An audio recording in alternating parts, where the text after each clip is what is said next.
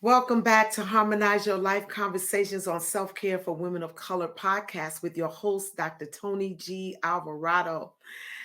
We are yet in the month of November and we are rapidly heading toward the holiday season. Thanksgiving is upon us, Christmas, New Year's, and it brings with it joys, its own set of joy, but also its own set of sorrow. Particularly for those of us who are grieving through the holiday season, those of us who are yet entering into grief journeys, or those who have been on the journey for a long time. And so today, our conversation partner is no stranger to us. We're going to be back in just a moment with Dr. Sarah Williams. You may remember her from last year on the podcast. She came in and shared with us on last year about grief, and we had a podcast talk back with Dr. Sarah Williams and Yolanda Johnson last year, right before Christmas. And so I just love Dr. Sarah and the wealth of knowledge that she brings to this subject and her own personal experience and story that she shares. She is so open and honest about her own grief journey. And I know that our conversation today will be a blessing to all those who are watching us on YouTube and listening to us on Anchor or wherever you're listening to your podcast today. Be right back with another intriguing podcast conversation.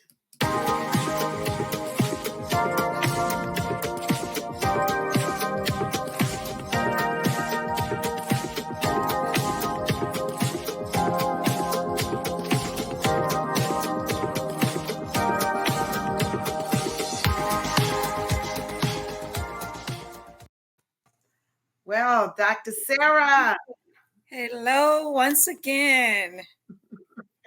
I am always happy to see you, Soror. Oh, yes, always. I can't believe it's been a year. Can It you just, believe that? I don't, A whole lot has happened in that year. Oh, I Jesus. know. When I got the invitation from you, I was like, it was a year ago. Oh my gosh. Yeah, an Oh, entire year. But we yes. started having these conversations on the podcast. And so I'm grateful that you were available because I know how busy you are. That's okay, Dr. Tony. You always have a priority ticket with me. Well, I appreciate that, sis. I do. I do. Listen, you all, for those of you who do not know Dr. Sarah Williams, let me just introduce her to you briefly.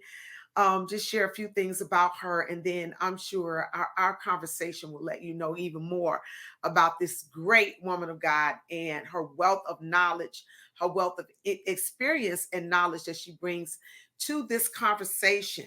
So, Dr. Sarah Williams is the owner of Covenant Way Counseling or Covenant Way Wellness Center, Counseling Center in Chesapeake, Virginia. She is a mother, she is a widow, and a person that overcame significant life trauma. The motivation for her profession, she says, is to help others overcome. As a licensed and board certified therapist, she specializes in grief, stress, and trauma. She likes to help clients identify and achieve their personal goals by coping with the issues that are causing them emotional pain, anxiety, and stress. As the owner of Covenant Way Wellness, she takes great pride in the progress and success of her clients, and she looks forward to helping them as well. So you can find her at Covenant Way Counseling Center, Covenant Way Wellness there in Chesapeake. And later on, we'll put up the banners and share with you her website and where you can find her on social media and the like. But thank you again. Welcome again, Dr. Sarah. Thank you so much again for the invitation. Thank you. So, as we said, it's been a year now since we started having these conversations about grief. Um, and not that people grieve, that the holidays are the only time that people grieve. So I don't want to set that precedent up that that's the only time we can have these conversations. But it seems that the holidays bring a different kind of grief, or maybe even a different level Yes. of grief in the lives of those of us who are experiencing grief. Absolutely. It again goes back to that hallmark definition of the way life is supposed to be and what our reality is. And Mhm. when there's this distance, this long distance between what we see and what we perceive we should be. And then we wake up and it's that empty part of the bed, and it's that empty chair at the dinner table, and it's that phone call that you normally get, and you're putting up the Christmas tree, but that other voice that you're used to hearing is not there. And oh, the meals and the cooking. And you realize that you're not going to get that favorite pumpkin pie or dessert that you Mm, wanted to have. You right down my street already. Yep, We're not 6 minutes in, and you have told my yep, whole grief journey right there. all of it. Yes, absolutely. And that is why, and if it's anything that I have been trying to preach and teach and instill, is that let go of these visions, let go of these fairy tales that we read about. Remember when we were younger and we were waiting on Prince Charming to show up on a Hmm. white Hmm. horse, and then we were going Hmm. to ride off in the sunset and everything would be perfect? Hmm. You got into that first year of marriage and he snores and leaves the toilet seat up and does all this stuff. Right, sorry, Mr. Alvarado, but I'm just telling it like it is, okay? 'Cause I had one too that did the same thing. He was my Prince Charming, then I was like, "Wait a minute, you don't know how to cook? You did all that cooking when we were dating." He said, "I knew how to do one thing." That's So he cooked that one meal when you He came over. did. He cooked that one thing, and he was like, I was like, "Girl, he cooked for me. He's in there making salmon crud cake." She was like, "Girl, you better marry him." I He got didn't you. know how to make nothing but those sandwiches. I said, "Okay, he got me." So Okay. it's humorous that we would put it that way, but grief Mhm. is the same way. When we live through the holidays and we experience the holidays, the first thing we do is we get a picture in our mind of where it's supposed to be. Mm. I want the decorations like this. Mhm. I want us to all wear green or red. I want us to sit at the table. I want us to all to Mhm. pray, and we have this orchestrated idea. And guess what? You get relieved of some of those grief symptoms when you decide to start letting go of those expectations Mm. and just experience it. Hey, what are y'all going to do? I don't know.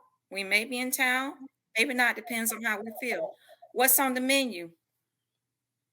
We might have turkey, we might have seafood, we might order from some restaurant. I don't know. However, we feel when you are trying to recover from grief, Wow. Wow. it's recovery. When you're in the hospital and you're getting surgery, nobody expects you to do as much as when you were pre surgery. Mhm. So when you are grieving, you're in that recovery zone, and there's no timeline for that. However you feel. The first year or two, we didn't feel like the holidays. We didn't even really recognize the holidays. We're Christians, and of course, it is about the birth of our Lord and Savior, but we didn't get into the fanfare of it. You didn't get into um the consumerism, the capitalistic definition of Christmas and Thanksgiving. That is correct. That is Mhm. correct. We weren't in the United States one year. Another year we were in Disney World. Another and my children refused to exchange gifts. They said even that was a trigger for them to exchange Okay. gifts. Okay. Something about not going Christmas shopping for the loved ones that they had lost.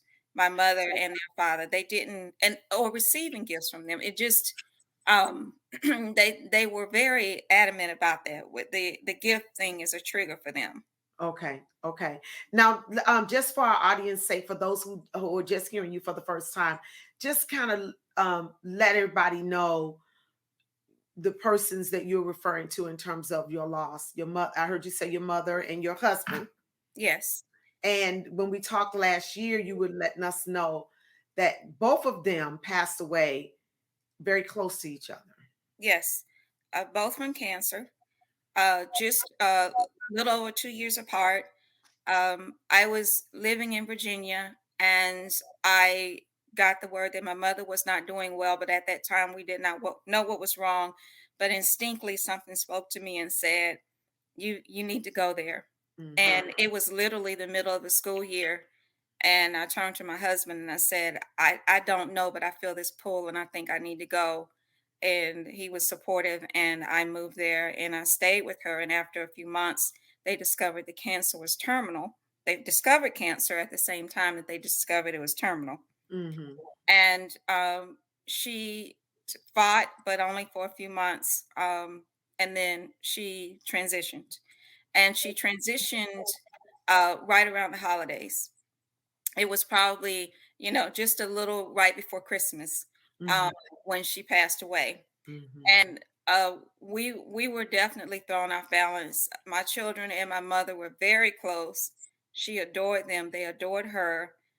She was the mother, and I was just kind of the substitute. They actually had a favored her over having me because I had rules, and she would just, Of course, something happens to them when they become grandparents, you know? yeah, eat and stay up Yeah, late. the stuff they didn't let us do, they let them do. Yes, oh, I know.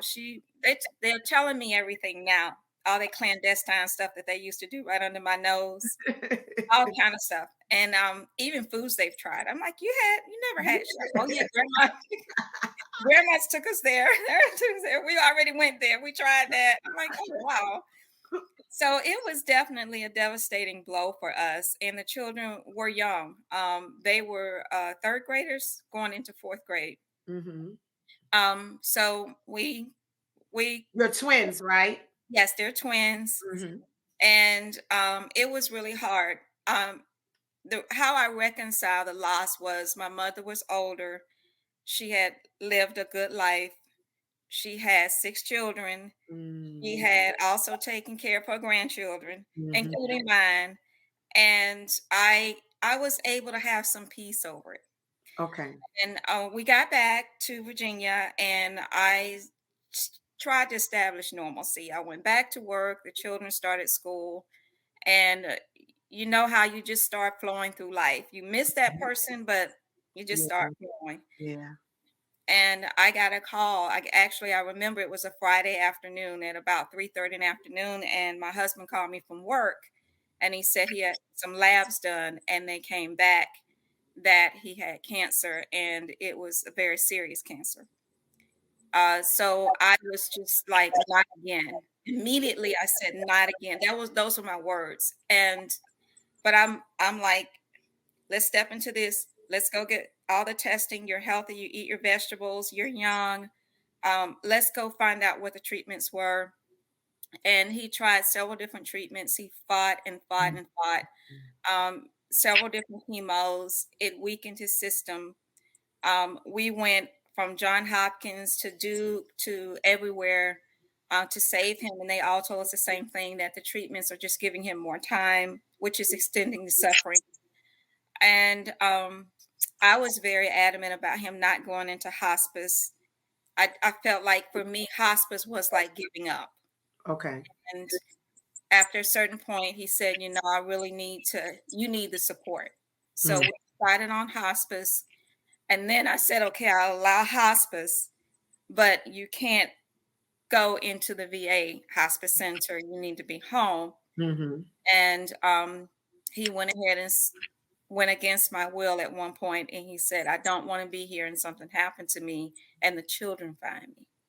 And Oh. that's when I said, okay, I understand. And it was just a few weeks Mhm. that he was in hospice. Ironically, this Thursday will mark the 6 year of his transition.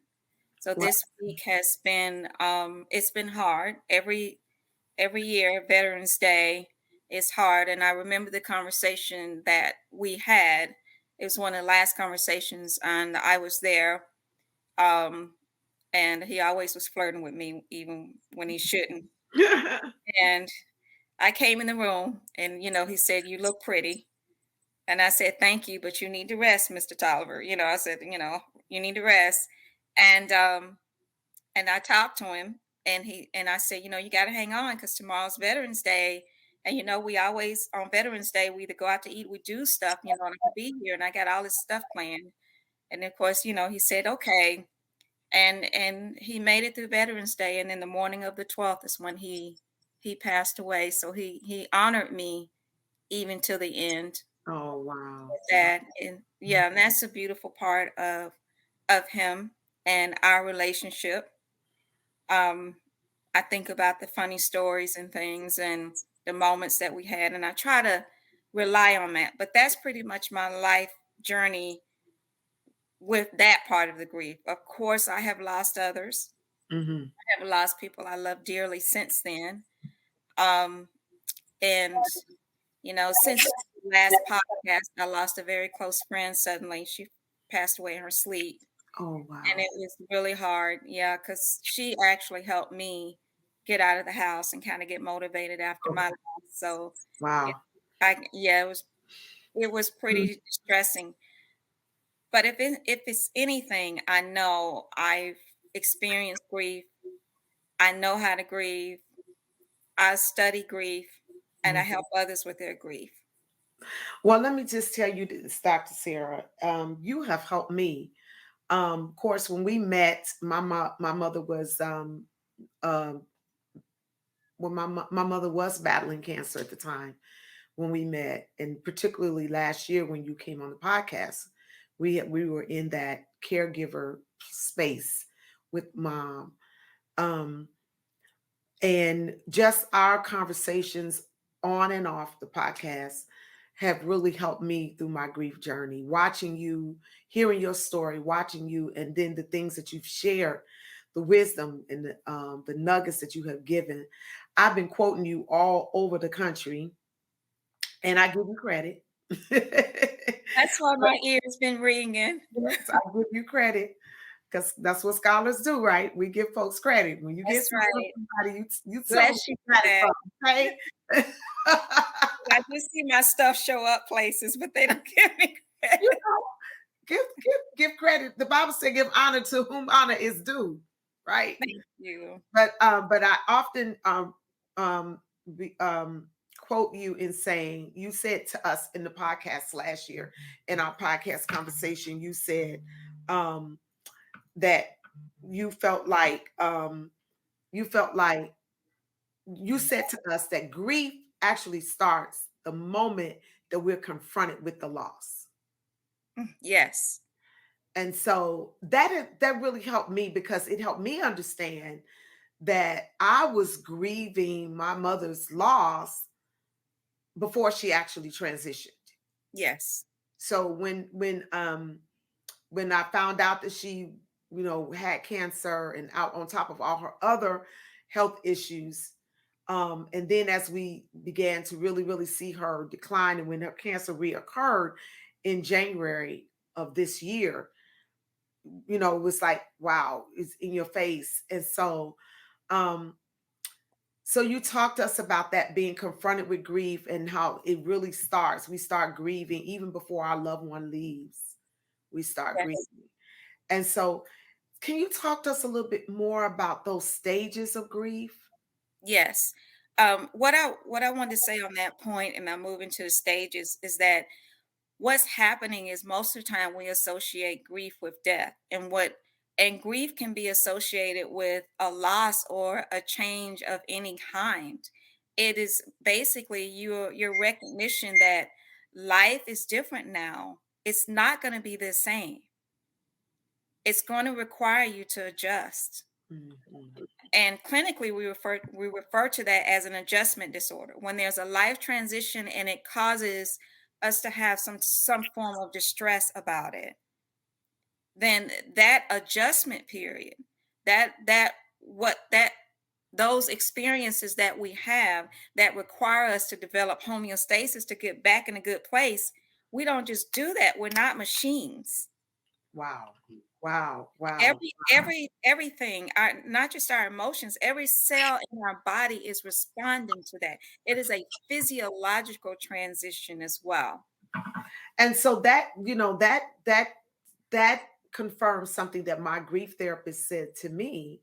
My grief therapist, that who I'm seeing right now, um, she said to me, she said, there are many losses along the way. Yes.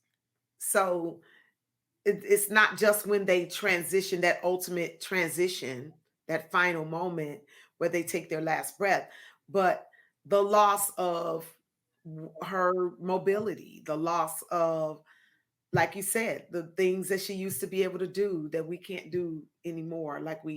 Life is different, forever changed. When our lives are altered by a major illness, or maybe a breakup, a divorce, or um, a job that all of a sudden you get laid off, or you know what I'm saying, after you've given 10, 20 years to something, all of a sudden it's gone. Yeah, life is different. So I like the way you put that. So it's the and then the adjustments. Talk to us about that. The Yeah. adjustments we have to make.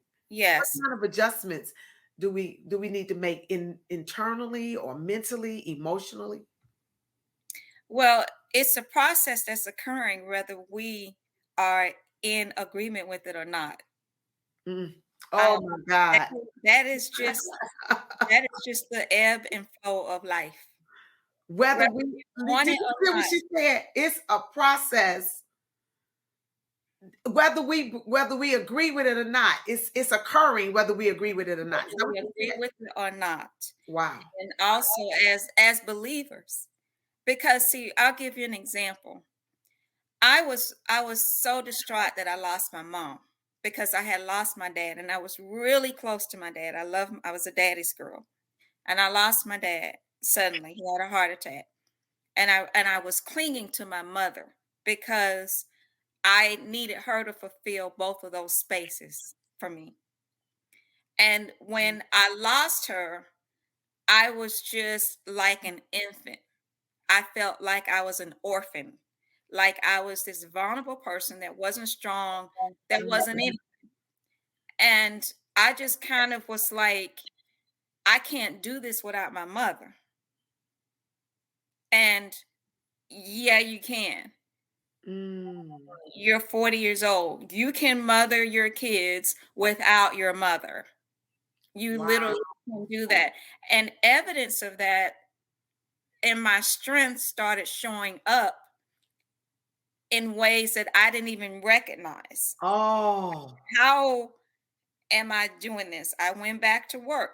The kids are putting their own shoes on now. They're getting dressed. They're not arguing every morning. We have a rhythm of life. Okay. And you just wake up one day and you have it. You still feel sad, but it's not that infantile stage of we can refer to child development. We can Okay. say, you know how we're infants and we wear diapers and get potty trained and we walk and then we Uh-huh. Uh-huh. Uh-huh. it's the same thing with the grieving transition of how and that adjustment of how we adjust to what we need to do. Our Okay. very survival depends on it. Wow. Wow. And When you said something that I don't want to gloss over. You said, and my strength showed up in ways that I didn't even know that I had it.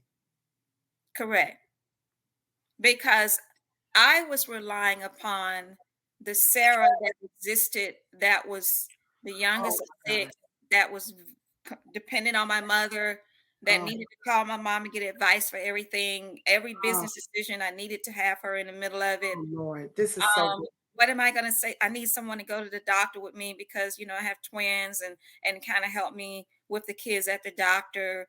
And then I have health issues. I have chronic health issues, and so my mother used to be a caregiver to me a lot. And a lot of people don't know that. So I was like, how am I going to do this? Because their father still needs to work. He still Mhm. needs to not Mhm. be home. I mean, Mhm. I had the Mhm. luxury of being home because he worked. I was very fortunate. So I I woke up one day and it was happening. I mean, I literally was doing what I needed to do and the resources were brought to me by the Holy Spirit and by the move of God. Those areas that I needed replacement happened. Relationships developed. Wow. I Wow. ran into people that I didn't know that they would have had anything to offer me. I had wonderful people that just showed up and loved on my children and were like surrogate grandmothers to the kids. Yeah, yeah. That it in the natural realm doesn't make sense. It was a spiritual thing. So God made up the difference. Always, always.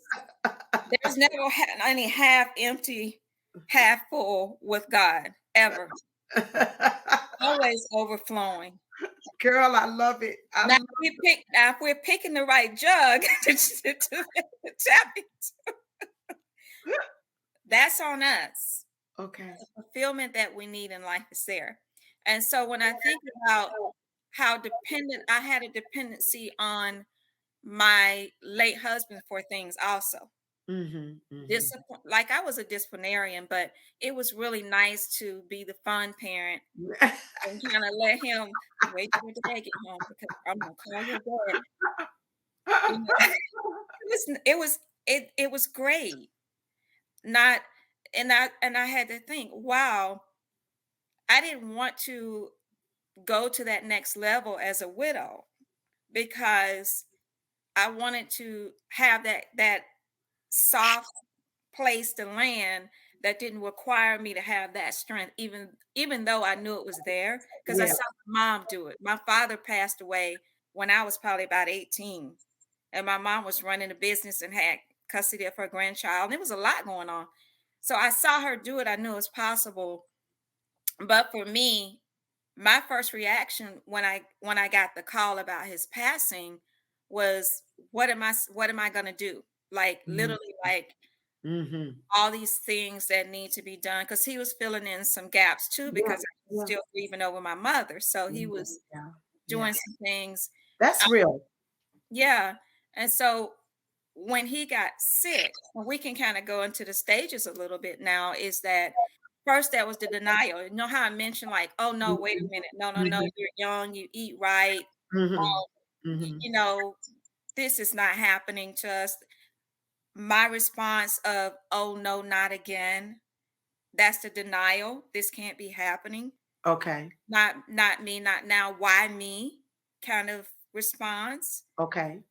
And then a lot of people, especially widows, and I've lectured on this, is you feel angry. You get angry. It's uncomfortable to admit that. Like, for Mhm, instance, you mhm, may not be angry in a sense where someone cuts you off on the highway or someone mhm, bumps your car. mhm, It's not mhm, that kind of mhm. anger. It's an emotional discomfort that's distressing, and you don't know where those emotions are coming from. You don't know where they're supposed to go. And Do you ever see widows maybe misplace that anger somewhere? yes, Okay, yes. Um, that is coming out soon, and I'm gonna lecture on that some more. But I okay, will share this much with you that yes, as a widows, I'm guilty of it. Um, Displacing that anger. mm, Basically, grief can show up in a lot of different ways. Like some people get depressed, they isolate, mhm, they become more codependent, they're weakened, their self-esteem is compromised, mhm, a lot of things, right? And mhm. sometimes you see this fierce, angry person that's irritable and that appears to hate everybody, that looks for fights and disagreements. Um, in a work relationship, it may be Wow. very hard to have any kind of teamwork with this person. This is what's going on. Grief makes you vulnerable. And in that vulnerability, you lost something that you loved so much. It hurt. Okay. It's painful, right? Mhm. So you decide as a widow or a grieving person in general, I'm not going to hurt like that ever again. Okay, so you get on a protective mode. A protective, very defensive. You say, and I noticed that I've been in several widows groups. Some of them I'm not in anymore. Big, and I would see the post and how some of the ladies would just really attack one another over nothing because they were probably having one of those days. They just, Okay. Okay. it was overload. The emotions are overloaded. And yes, the anger, it comes out. And in other ways, when we have a loved one, we say things like they should have eaten right, or how could they leave me with all these bills, or Mhm. leave me as a single parent. I'm a young woman. How did you just get to leave? I Okay. mean, I say it. See, I'm transparent. People think it, I say it. Okay. How Okay. did you leave me in this situation? Or you think of things that maybe bothered you that was potentially hurtful because it's unresolved hurts, unresolved issues, Mm. unresolved things, unresolved um, communication difficulties that occurred. And because it's unresolved, you felt like they should have apologized to me before they left or something. Mm. And Mm. all that balls up and it makes anger. And that's part of one of the stages as well, is you just don't know where the emotions need to go. Okay. Okay.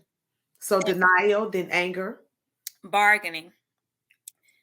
Did you bargain with God along the way, especially when you knew the person was going?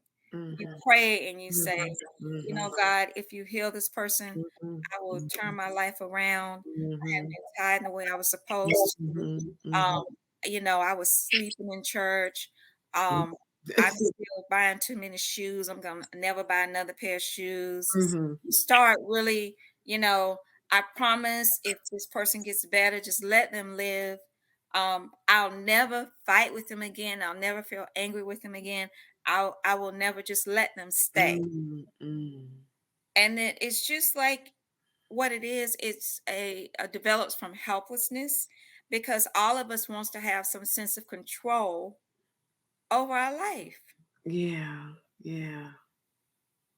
When Yeah. you don't have that, then you start coming up with innovative ways to get control. It's called manipulation. God can't be manipulated. Mm. We can try, and he laughs because it doesn't work. So with the bargaining, we are trying to come back and find a level of balance and control over Mhm. what we're losing. Mhm. And you want to avoid that pain at Okay. all costs. I'll give it all away. I will. Mhm. Mhm. Individuals that I've heard stories on both sides. I've heard one lady was telling me how her sister was just being overly nice to their mom, and she thought that something was going to happen to their mom, and it turned out that the sister passed away. Oh, wow. And yeah, and then you see the other side of it where um the person may know they're passing away and they start buying all these gifts for people and things they really can't afford. Wow. Wow. The Yeah, bargaining. Okay. right. And then what we all can relate to is the depression that goes along with grief. Mhm. Yeah. Yeah. Yeah. Yep. Closing into a ball, turning the lights out, closing the door, not wanting to interface, just feeling really lost, compromised, um, not eating well, definitely not getting exercise, not socializing, just all those things that speak of grief. Mhm. And it is depression. And at that point, the next phase would be acceptance.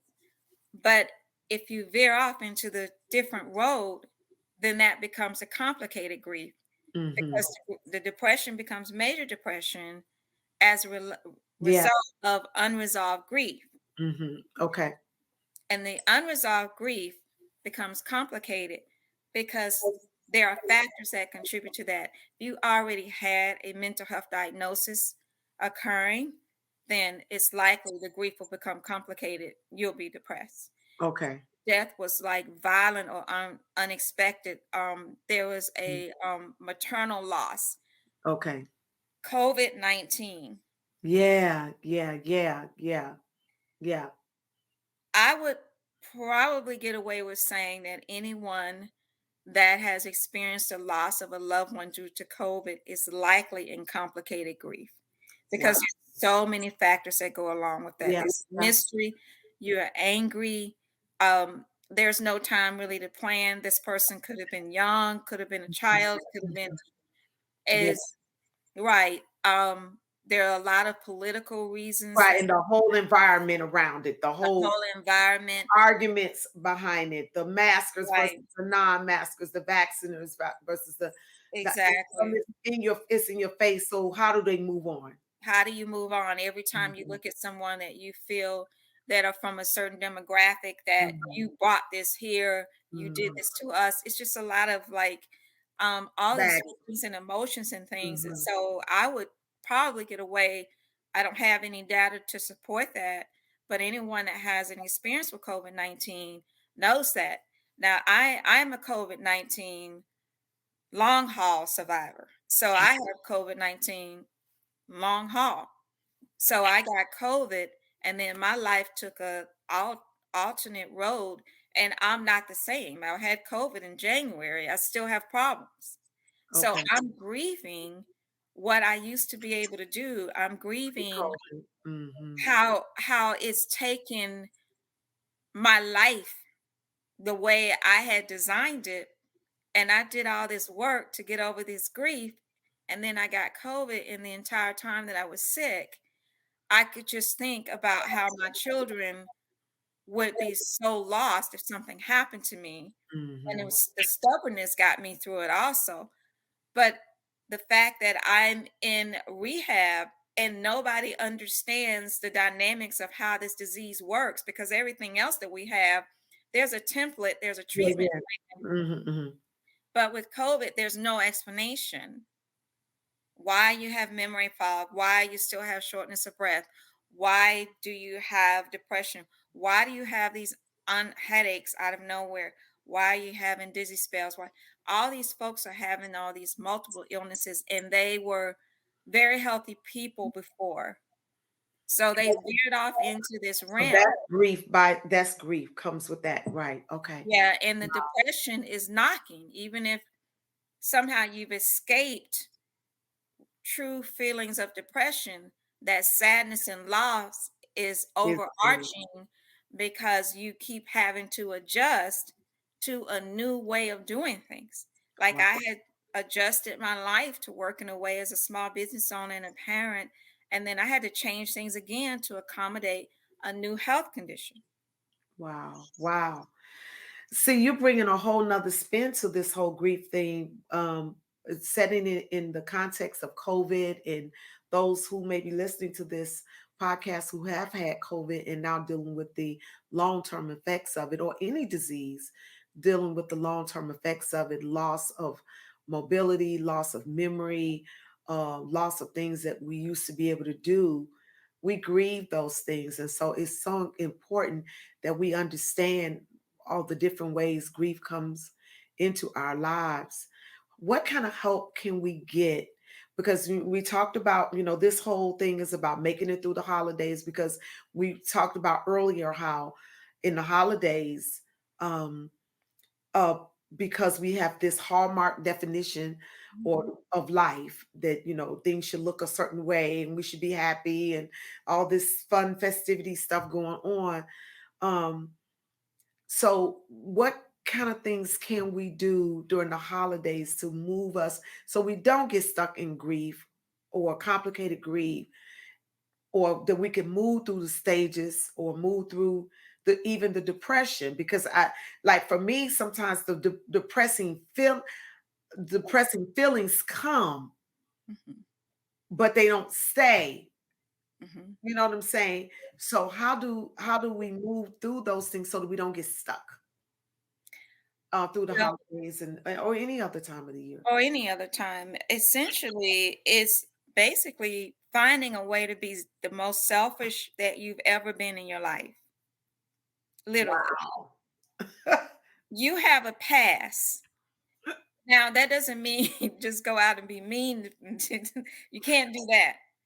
But what you can do is self preservation. We call it self care. Yeah, yeah. but it's really self-preservation is surviving. Yeah. So, what is necessary?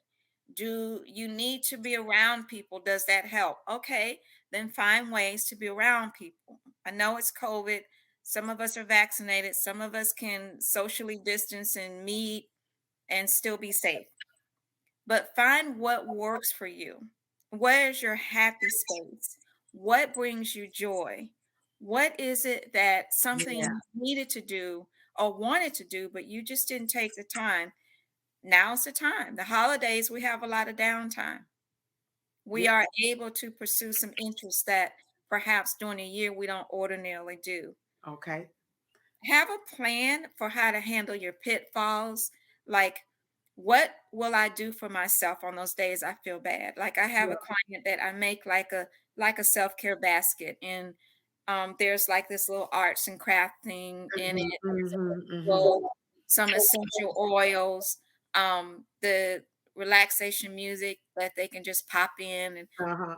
things that don't require a lot of effort, because sometimes the depression and the sadness is so severe, you Yeah. don't have the energy to go chasing off and run to the gym or make Go on plans.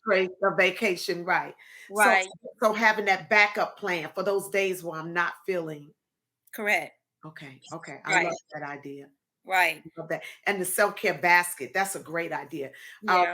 That reminds me of a gift that I received from one of my colleagues here, and she lost her mother.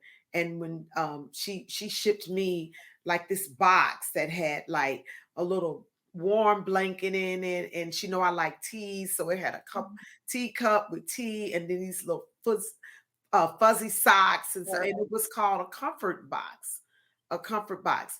Another thing, when my mother was ill, one of our members gave her this care blanket, and it has all these words on it like peace and joy and harmony, and it's a nice little warm blanket. And my mother loved that blanket. And after she transitioned, I brought that blanket home with me. And so a lot of times when I'm feeling kind of like I want to be near her, I wrap up in that blanket, and I could just feel, that's just one of the things that I do when I'm feeling kind of down or feeling Mhm. like I need to feel her presence. So yeah, having those things that we can do. My grief counselor said to me this week, because we was talking about the holidays and what we're looking forward to. My mom made the best sweet potato pie. And I'm like, oh my God, who's gonna make my sweet potato pies this year? And my grief counselor said to me yesterday, I was in my session, and she said, why don't you have a sweet potato pie contest, you and your sisters, and see which one of you all can make sweet potato pie or the things that your mom made, and see which one of you all can make the and have like a contest to see who can come closest to their pie tasting like your mom's pie. So I text my sisters this morning, and I was like, hey, let's do this baking contest. My mom made sweet potato pies and German chocolate cakes, so we're talking about doing that as the four of us, and all of us having doing that. I'm gonna make the pies. It'll be my first time, and my sister's making cake, and we do a contest to see whose pies or cake can taste as good as mom's. Probably won't none of them taste as good as mom's, but anyway. Oh, But just having some type of way of honoring that tradition with her, yes. that memory of her. Yeah. Yes. So yeah, I yeah. have one of my mom's favorite chairs, and it does a lot for me just to sometime come in and just sit in that chair and just pop down in that chair, and sometimes I just zone out, sometimes I read, um sometimes, a lot of times after I cook like Christmas dinner on Thanksgiving, I go sit in that chair, and it's just kind of like a rites of passage, like that's what she used to do. So she's still here with me. We're still living, we're still moving on. The That's good. spirit never goes away. She Yeah. taught me some things, and I'm learning so much about myself. So when we're trying to attempt to get through the holidays or get through the season, we're learning about ourselves and what we need, because a lot of times if we're caught up in Yeah. being a daughter or a caregiver or a wife or what have you, we don't pay attention to what or who we are as an individual. Yeah. And That I'm is really- so yeah, good. and Yes, I'm really so in a who we are is so we're not just a daughter, we're not just a wife, we're not just a mother, we're not just a sister, brother, whatever, pastor. We are individuals and we should pay attention to what we need during these seasons. Dr. Sarah, I could talk to you all day. I know you got to go, and we're gonna wrap up here in just a minute. I do want to let people know where they can find you. I want to let everybody know you're listening to Harmonize Your Life Conversations on Self Care for Women of Color podcast with Dr. Toni Alvarado. You can find us on Apple Podcasts, Anchor Podcasts, Apple, Google, Spotify, the Light ATL. ATL Live, Internet Radio. You can also find us on YouTube, on my YouTube channel. If you're listening to us, travel over to my YouTube channel, like and subscribe it, please, ma'am, please, sir. It doesn't cost you anything to subscribe to the YouTube channel. We want you to do that so that the more people we have subscribed to our channel, the more content and information like this can come up readily in our search engines when we come on YouTube or Google and other search engines. Okay, so go to our YouTube channel, like and subscribe it, so you can get notified whenever one of these podcast conversations are uploaded. We upload sessions every week. I also want you to know, women, you can join the Harmonize Your Life Women's Self-Care Network so that you can connect with me and other women like Dr. Sarah, who we bring into our network to talk to us and teach us and communicate with us and help us with strategies like this. Also, when you join the network, you get invited to special events that Dr. Toni offers through the network that are only offered through the network. And so please, ma'am, come on and join up with us if we will do you good on your wellness and your self-care journey. I also want to just let you know where you can go there to our website at drtonyalvarado.com, and you can find out all things about the Self-Care Network and how you can get connected there as well. We are listening to Dr. Sarah Williams, and she is the founder of Covenant Way Wellness there in Chesapeake, Virginia. So look her up. Her website here is covenantwaywellness.org. Covenantwaywellness.org. You can reach out to her at info@Covenant Way Wellness. And you can also follow her on Instagram at drsarah.w, at drsarah.w. Dr. Sarah, thank you so much for being with us today, helping us with this topic, grief journeys, making it through the holidays. Do you have any one last word of wisdom that you want to share with us today before you leave? We were not born with a cape. We do not need to be superheroes. Do whatever you can. Experience life as any human would. Nurture yourself. Take care of yourself. You will get through this. Trust me, you can. I did. Wow. Thank you so much, Dr. Sarah. Listen, y'all. Listen, these podcast conversations are really changing people's lives. I get notices every week. People are emailing me and texting me and saying how much they are a blessing. Get this podcast conversation, share it with somebody that you know may be grieving, whatever the loss may be. Share this information with them. Share Dr. Sarah's information with them. Listen, we can grieve. All of us grieve. We can grieve healthily or we can grieve unhealthily. I've chosen to grieve healthily. And Dr. Sarah is one of those people and persons who's helped me in my grief journey. And I invite you to stay in the journey. Let's make it through these holidays together and come out on the other side together, whole, prospering, spirit, soul, and body, taking care of ourselves. Thank you, Dr. Sarah. Thank you. We'll see you all again next week. Hi, this is Dr. Toni Alvarado, and I want to personally invite you to join the Harmonize Your Life Women's Self-Care Network. Join us for fitness motivation, health and wellness information, inspiration, self-care strategies, and ideas for creating harmony in your life.